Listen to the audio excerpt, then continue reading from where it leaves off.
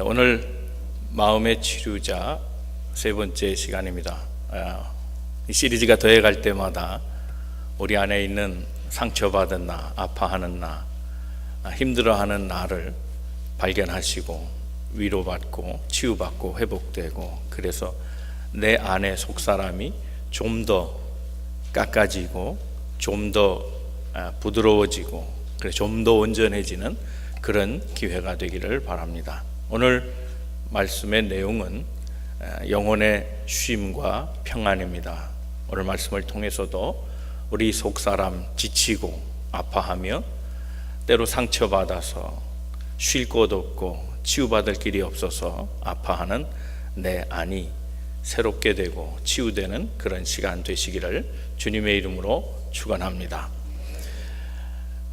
세상엔 공짜 없지요. 사람은 피곤해도 쉬려고 하면 돈 듭니다. 육신이 피곤하죠. 육신이 피곤해도 피곤을 쉬게 하려면 돈이 들지요. 그렇죠. 안마를 받아도 돈이 들지요. 마사지 받아도 돈이 드는 건 사실입니다. 여행을 가도 돈이 들지요. 세상엔 공짜가 없는 것 같아요. 상담을 받아도 돈을 받습니다. 정신과 의사에게 상담을 받으면 그 액수가 작지 않습니다. 좀 말로 해도 돈을 받는 게 오늘 시대 아닙니까? 그래서 쉬려고 해도 마땅하지도 않고, 시간이 없으면 돈이 없고 돈이 없으면 시간이 없고, 어떤 경우는 시간도 없고 돈도 없고, 그래서 우리 자꾸 이 치료를 미룹니다. 어느 변호사 집에 개를 키웠는데요, 이 개가 하루는 동네를 다니다가 정육점 집에 들어가 가지고 고기 한 점을 물고 먹어버렸답니다. 주인이 화가 나죠. 그래서 알아보니 아무개 집에 개입니다. 그래서 그 집을 찾아갔습니다. 변호사 집에 찾아가서 묻습니다. 변호사님, 내가 하나 물어볼 게 있는데, 만약에 개가 우리 고기를 먹었을 때 어떻게 합니까? 변상 받아야죠. 당연히 변상을 받아야죠. 그러면 고깃값 내세요. 그랬답니다. 고깃값 내세요. 그랬더니 아무 말 없이 얼마입니까? 얼마입니다. 알겠습니다. 그리고 그 고깃값을 주었답니다. 근데 며칠 후에 그 고깃간 집에 편지가 날아갔답니다. 상담료 100불. 그러나 오늘 본문의 말씀에는 피곤한 인생들을 부르셔서 그 피곤한 모든 인생들을 치유해 주시되 돈 한 푼 안 받으시는 예수님이 있다고 말씀하십니다. 그 치료가 온전한 치료고 그 치료가 완전한 치유입니다.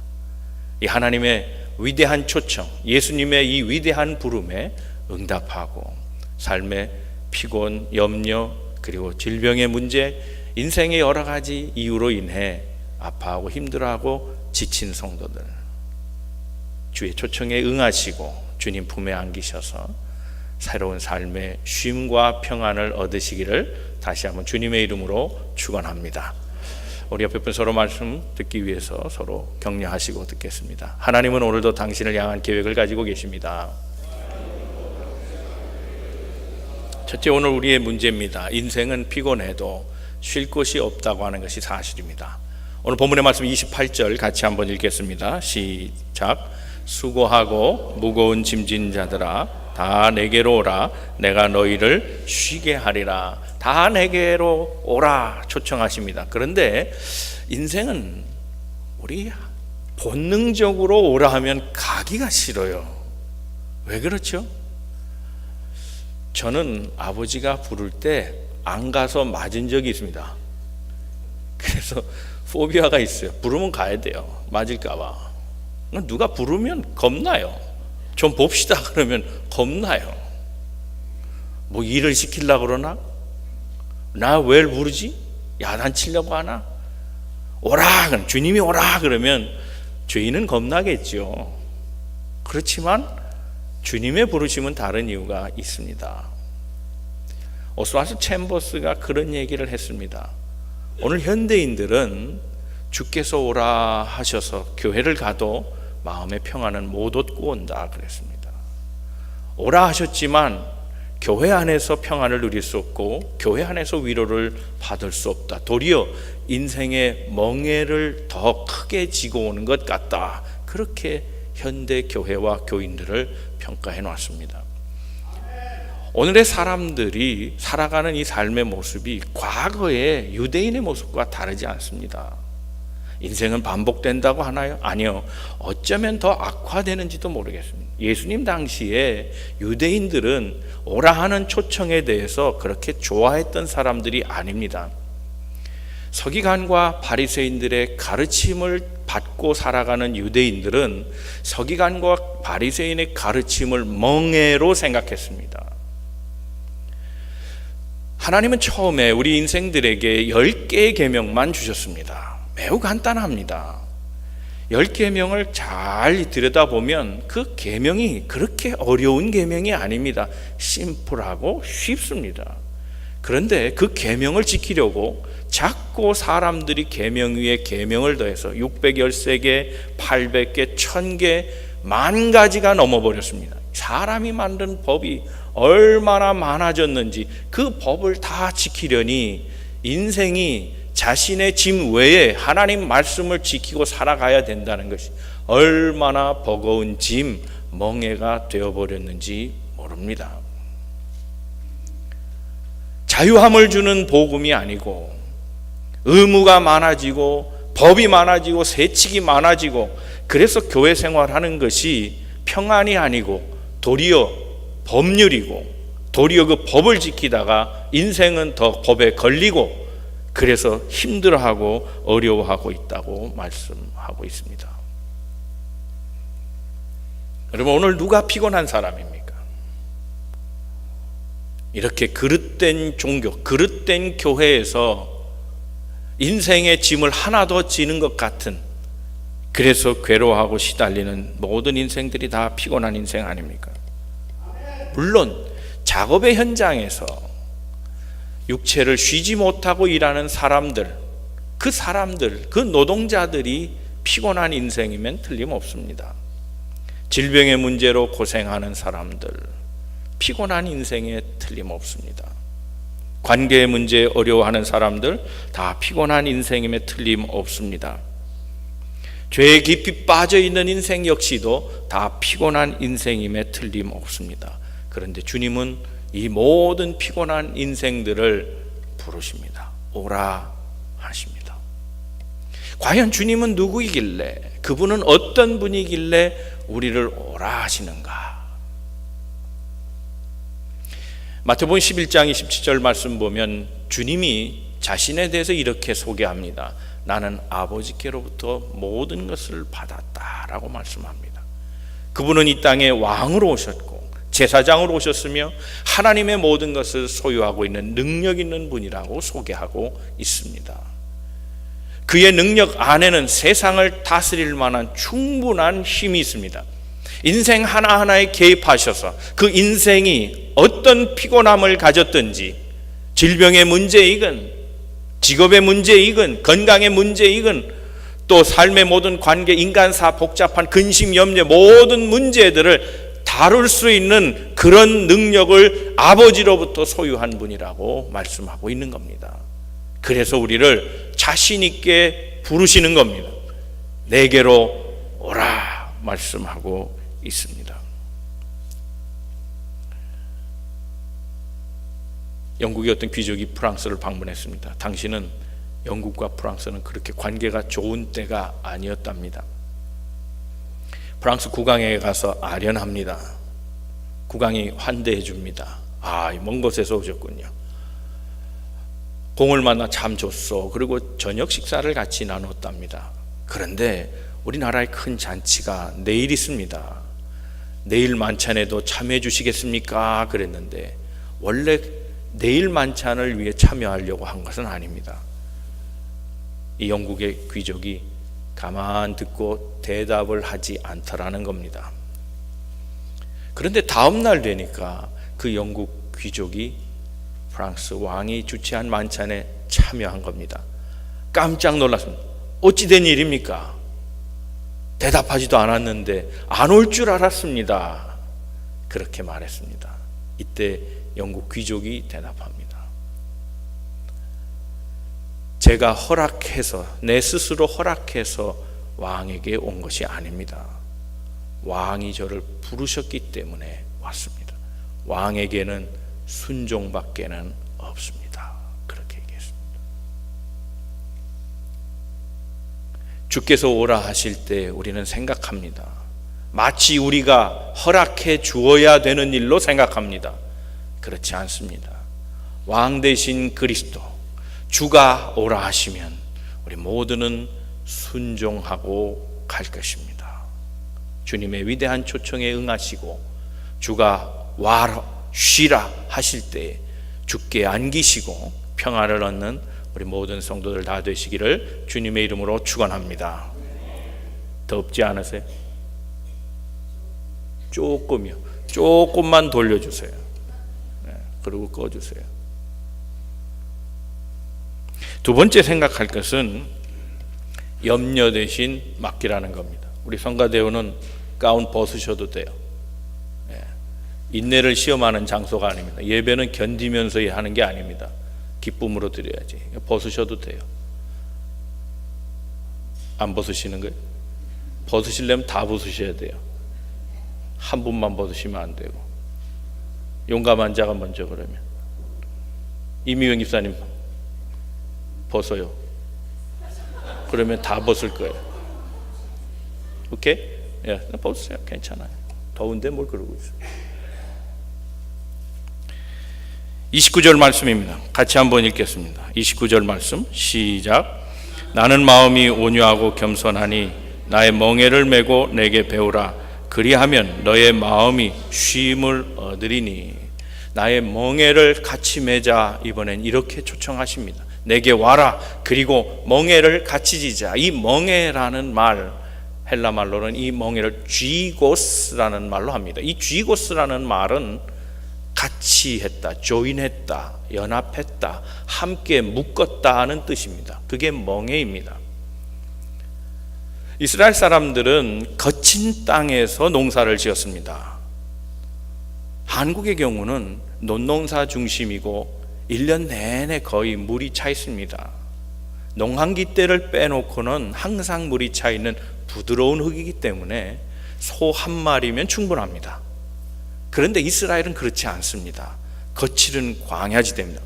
딱딱합니다. 그래서 한 마리 가지고는 되지 않습니다. 그래서 꼭 소를 짝으로 해서 두 마리를 한 결의로 해서 멍에로 서로 연결해서 그래서 땅을 갈아댑니다.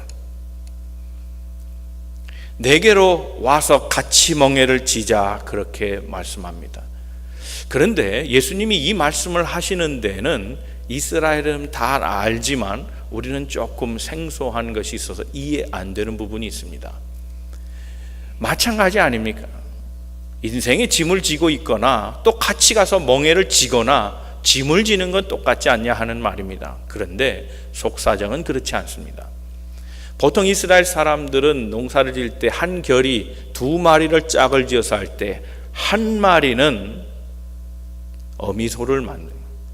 두 번째 다른 소는 새끼 소를 붙여 놓습니다. 젖을 갓된 새끼를 두 번째 자리에 놓아서 농사를 짓게 하는 겁니다.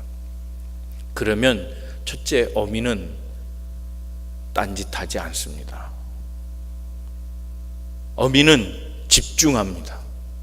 그리고 대신 새끼까지 짐을 지려는 마음으로 힘있게 나갑니다. 어미가 게으르면 새끼 소는 힘들어집니다. 어미가 감당할 수 있는 힘과 새끼가 감당할 수 있는 힘의 차이는 너무나 다르기 때문에 그렇습니다. 그래서 두 마리를 짝을 지어놨지만 실제로는 새끼 소는 거의 힘이 들지 않습니다. 그래서 이건 질만하네 착각할 정도로 그저 옆에서 따라가기만 하면 되는 겁니다. 그러나 어미소는 집중하고 힘을 다해서 전념하며 밭을 갈아댑니다. 지금 어미소가 되어 주시겠다는 겁니다. 나와 함께 멍에를 찌자. 내 짐은 가볍게 하겠다. 내가 너 끝까지 대신 밀고 가겠다. 그렇게 말씀하고 계신 겁니다. 여러분, 자동차를 몰고 가다가 혹시 배터리 때문에 고생한 적이 있으시지 않으십니까? 배터리가 죽어버리면 방법이 뭡니까? 배터리가 살아있는 차만 구하면 되잖아요. 그래서 케이블을 연결하죠. 그 점프라고 하죠. 아무 걱정이 없습니다. 그런 차만 만난다면 그저 선만 연결해 놓으면 그 배터리의 힘이 내게로 와서 다시 죽어있는 배터리가 살아나는 겁니다. 자꾸 배터리라는 말이 나오고 이게 입이 자꾸 배터리가 더 익숙하네. 그래요. 살아있는 배터리와 죽어있는 배터리, 이 둘이 연합할 때 죽은 배터리가 살아나는 겁니다.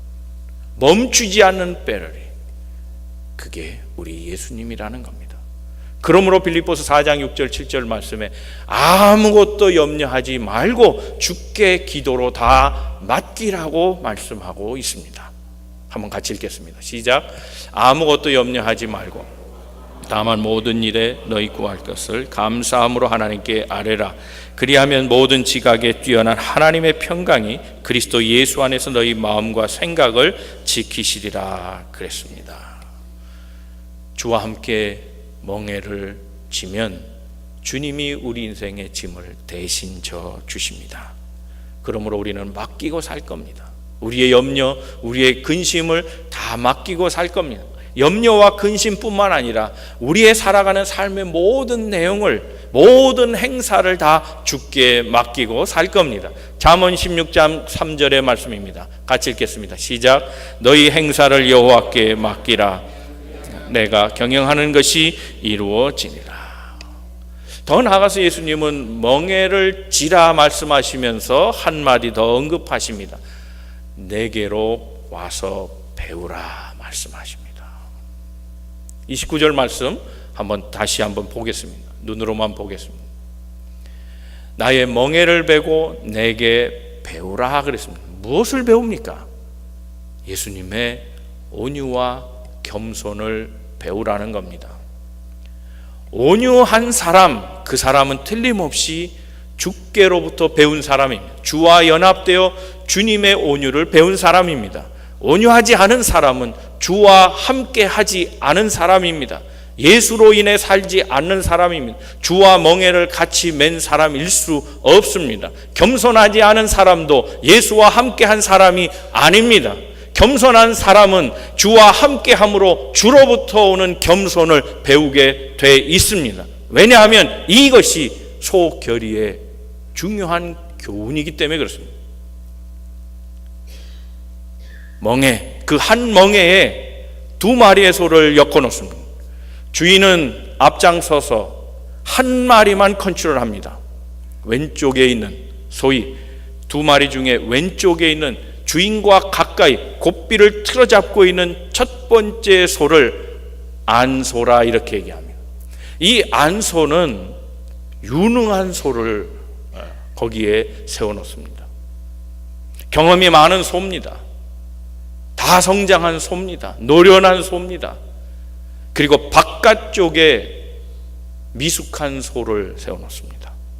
어린 소입니다. 경험이 없는 소입니다. 힘도 못 쓰는, 어떻게 농사를 져야 되는지 알지 못하는, 주인의 조정대로 할 수 없는, 길들여지지 않은 소를 거기에 묶어놓습니다. 이걸 바깥소를 마리소라 이렇게 얘기합니다. 주인은 두 마리를 컨트롤하지 않습니다. 한 마리만 컨트롤합니다. 안소, 자기 바로 옆에 붙어있는 안소만 컨트롤합니다. 그리고 안소가 하는 것을 이 바깥 마리소는 따라가면서 배웁니다. 아, 농사는 이렇게 짓는 거구나. 그저 배우기만 할 뿐입니다. 그러다가 시간이 지나가면 바깥에 있는 소가 농사를 잘 배워 안소가 되어갑니다. 가르치는 겁니다. 나와 함께 멍에를 매자. 그 말 속에 주님이 우리를 바르게 교육하시고자 하는 의도가 숨겨져 있습니다. 주께 배우는 겁니다. 주와 연결된 자는 주로부터 배우는 것입니다. 무엇을 배웁니까? 온유를 배우고 겸손을 배우는 겁니다. 사랑하는 성도 여러분, 오늘 우리가 주와 함께 연결된 자이기를 바랍니다. 그렇다면 여러분의 한쪽은 또 어떻습니까? 내가 주로부터 겸손과 온유를 배운 사람이라면 나와 함께 같이 하며 우리 다음 세대 나를 통해 배워야 될 사람 혹시 내 옆에 지금 있습니까? 함께 멍에를 지고 갈 사람이 있습니까? 내가 그리스도로 말미암아 주와 연합한 삶을 살아가는 사람이라면 내가 누군가에게 또 멍에를 같이 지자고 초청해야 되는 것 아니겠습니까? 나로 인해 사람이 길러지고 있습니까? 나를 통해 그리스도를 누군가가 배우고 있습니까?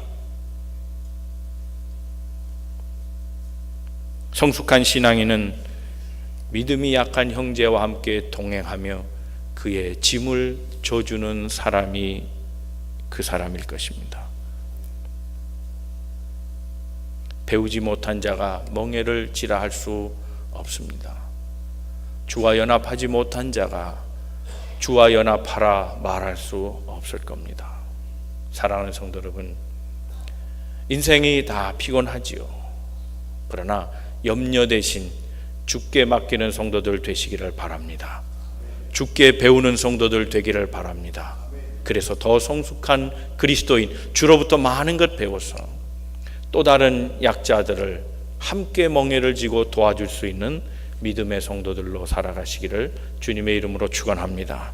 세 번째 생각은 예수님은 내 마음의 안식처라고 하는 사실입니다. 30절 말씀 한번 같이 읽겠습니다. 30절 시작. 내 멍에는 쉽고 내 짐은 가벼움이라 하시니라. 인생의 쉼은 참 필요합니다. 우리 교육자들은 보통 월요일 날 쉽니다. 근데 미국은 꼭 다 월요일 날 쉬어가지고 교육자들은 손해보는 일이 참 많아요. 억울해서 하는 소리는 아닙니다. 그냥 웃어주시면 됩니다. 그냥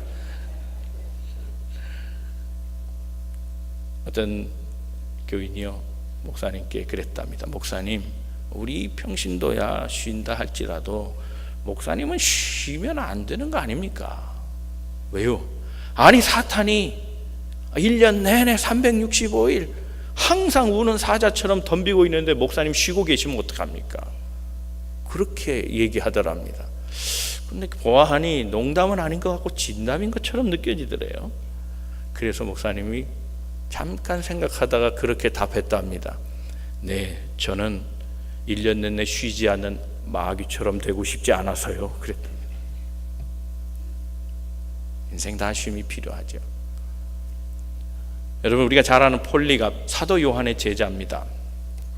사도들은 사도라 부르지만 사도의 제자는 속사도라, 이을 속자를 써서 그래서 세컨드 제너레이션 사도를 속사도라 말하는데 폴리갑이 그 세컨드 제너레이션 아포슬입니다. 이 속사도였던 폴리갑의 예화가 많이 있지요. 주님은 한 번도 내 80평생에 나를 배반한 적이 없는데 나는 주님 배반할 수 없다. 그래서 화형당한 유명한 분입니다. 이 폴리갑의 일화입니다. 폴리갑이 어느 날 동네 어귀에서 새와 함께 놀고 있더라는 겁니다. 새 모이를 주면서 이렇게 노닥거리고 놀고 있습니다. 새와 대화하면서. 지나가는 사람들이 아니 성자가 지금 한가롭게 새하고 먹이 주면서 놀고 있습니까? 그렇게 말했습니다. 그때 폴리갑이 그렇게 대답을 합니다. 활도 필요할 때는 당겨놓지만 그 쓰지 않을 때는 느슨하게 풀어놓는 법이라네 그랬습니다. 당겨놓으면 좋을 것 같아도 금방 망가진다는 겁니다. 긴장하고 살면 언젠가는 다 탈이 나게 된다는 겁니다. 스트레스 받고 살면 서 있을 인간이 없습니다. 다 넘어집니다. 그래서 인생엔 쉼이 필요합니다. 여러분, 고달픈 인생길에 찾아갈 사람이 있습니까? 힘들고 어려울 때 나를 위로해주고 격려해줄 사람을 알고 계십니까? 오늘 인생에게 그가 비록 실패했어도, 그가 비록 넘어졌어도 쉼을 주시는 분, 참된 안식과 평안을 주시는 분이 바로 예수님입니다. 그 예수님이 넓은 가슴을 가지고 우리 인생을 부르시고 그 속에 다 담아두십니다. 그래서 성경은 넓은 가슴을 가지고 담아두시는 그 모습을 바위라 표현했습니다. 어떤 경우엔 그늘이라 표현하고 어떤 경우엔 날개라 표현했습니다. 나의 피할 반석이시고 나의 그늘 되시는 분, 주의 날개 아래 내가 평안히 거합니다. 수많은 곳에서 주님을 날개로 표현하고 있는 것을 봅니다. 우리 찬송가에도 419장 찬송이 주 날개 밑이라는 찬송입니다. 주 날개 밑 내가 평안히 쉬네 밤 깊고 비바람 불어쳐도 아버지께서 날 지켜주시니 거기서 평안히 쉬리로다. 주 날개 밑 평안하다 그 사랑 끊을 자 니뇨 주 날개 밑 내 쉬는 영혼 영원히 거기서 살리. 이 찬송 한번 2절 한번 불러볼까요? 주 날개 밑. 가사 아시죠? 2절로 하겠습니다. 2절. 반주 없이 해도 됩니다. 2절 1절만 있어요? 없어요. 주 날개 밑 나의 피난처 되니 주 날개 밑 나의 피난처 거기서 쉬기를 원하노라. 거기서 쉬기를 원하. 세상이 나를 위로치 못하나 세상이 나를 위로치 거기서 평화를 누리라. 거기서 평안을 누리리라. 주 날개 밑 평안하다. 날개 밑 평안하 그 사랑 끊을 자 누이뇨 그 사랑 끊을 자 누이뇨 주 날개 밑 내 쉬는 영혼 주 날개 밑 내 쉬는 영 거기서 영원히 거기서 살리. 거기서 살리.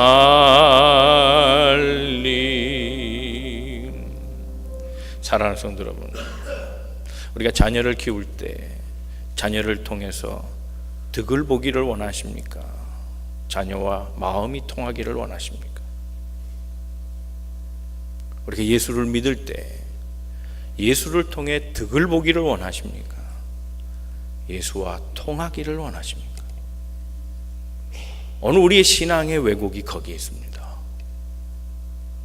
교회를 통해 득을 보려는 사람들이 많습니다. 그리고 좀 고상한 표현으로 하면 기복신앙입니다. 얻으려고 하고 가지려고 하고 누리려고 하는 이 기득권적인 신앙, 예수와 통하는 것 없이도 할 수 있는 본질이 아닌 신앙이 우리가 잘못 지고 있는 멍에일 뿐입니다. 주와 통해야 합니다. 주님과 연합해야 합니다. 주와 함께 멍에를 져야 합니다. 주와 함께 멍에를 매는 순간 어떤 역사가 일어납니까? 나는 피곤하고 지치고 힘들고 무능하지만 때로 지혜도 없는 그런 사람이지만 주와 연합하는 순간 주께서 멍에를 져주심으로 어미소가 되어주시고 주의 능력이 그때부터 나타나게 될 것입니다. 주와 연합하는 순간 그때부터 주께서 나의 힘이 되어주시고 나의 구원자가 되어주실 것입니다. 주와 연합하는 순간 미련했던 나도 주님의 지혜를 얻게 되는 놀라운 역사들이 시작될 것입니다. 주와 연합하는 순간 내 약함이 강함이 되는 역사들이 나타나게 될 것입니다. 그래서 주님은 우리 불쌍한 인생, 연약한 인생, 쉬지 못하는 인생들에게 오라 부르시면서 내가 너를 도와주리라. 내가 너와 함께 살리라. 너에게 힘을 주리라. 너를 회복시키리라. 나의 능력을 너로부터 나타내 주리라 말씀하신 것입니다. 주님의 이 위대한 초청에 스스로 허락하지 마시고 다만 순종하고 주께로 나아가는 우리 성도들 다 되시기를 바랍니다. 주 안에만 참 평안이 있고 구원이 있습니다. 주께 연합하는 자는 주님의 것을 공급받을 것입니다. 그의 위로를 받을 뿐만 아니라 그의 겸손을 배우고 그의 온유를 맛보게 될 것입니다. 사랑하는 성도 여러분, 우리가 주와 함께 멍에를 졌다는 것은 또한 사명자가 됐다는 것을 뜻합니다. 연약한 자를 돌아보십시오. 우리가 교회 안에서 성도들을 만날 때 어떻게 인사합니까? 우리는 교우들을 만나며 우리의 인사를 바꿔야 합니다. 어떻게 도와드릴까요? 주님이 우리에게 찾아오셔서 무엇을 도와줄까? 너는 나와 함께 하라 하신 것처럼 우리도 연약한 자를 바라보며 어떻게 도와드릴까요? 제가 대신 멍에를 지어드리겠습니다. 이것이 우리의 인사법이어야 합니다. 그러므로 멍에를 지라 하는 말씀은 또 다른 사명인 것을 기억하시고 힘들고 어려울 때마다 주와 연합하시되 또 다른 연약한 사람을 보시고 나와 연합하여 내가 너를 도우리라 하는 사랑의 손길도 함께 내밀 수 있는 믿음의 성도들이 되기를 바랍니다. 이 주님의 위대한 초청에 응하셔서 참된 평화와 위로를 받는 우리 모든 성도들 다 되시기를 주님의 이름으로 축원합니다. 기도하겠습니다.